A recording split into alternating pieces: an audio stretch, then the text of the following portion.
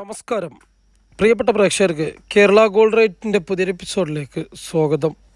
ആഗോളതലത്തിൽ ഇസ്രായേലും ഫലസ്തീനും തമ്മിലുള്ള യുദ്ധം വളരെ ശക്തമായ രീതിയിൽ തന്നെ മുന്നേറുമ്പോൾ വലിയ രീതിയിലുള്ള മാറ്റങ്ങളൊക്കെ ലോക സാമ്പത്തിക രംഗത്ത് സംഭവിച്ചുകൊണ്ടിരിക്കുകയാണ്.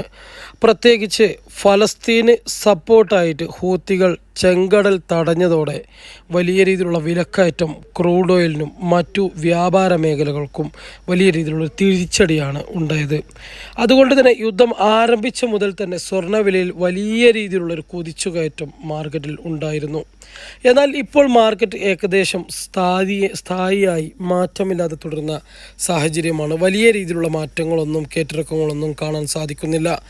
ഇന്ന് മാർക്കറ്റ് ഓപ്പൺ ചെയ്യുമ്പോൾ ഗ്രാമിന് 5770 എന്ന വിലയിലും പവന് 46,160 എന്ന വിലയിലുമാണ് വ്യാപാരം ആരംഭിച്ചിരിക്കുന്നത്. ജനോസൈഡ് ഭീകരന്മാരായ ഇസ്രായേൽ ചെറിയ സംഘമായ ഫലസ്തീനോട് തോറ്റ് പിന്മാറുന്നതിൻ്റെ ഒരവസ്ഥയിലേക്കാണ് ഇപ്പോൾ സൂചനകൾ പോയിക്കൊണ്ടിരിക്കുന്നത്. അതുകൊണ്ട് തന്നെ ഏത് സമയവും യുദ്ധം അവസാനിക്കുമെന്നും അവസാനിച്ചാൽ ഒരു പക്ഷേ സ്വർണ്ണവിലയിൽ ഗണ്യമായ രീതിയിലുള്ള വിലയിടിവ് തുടരുമെന്നും റിപ്പോർട്ട്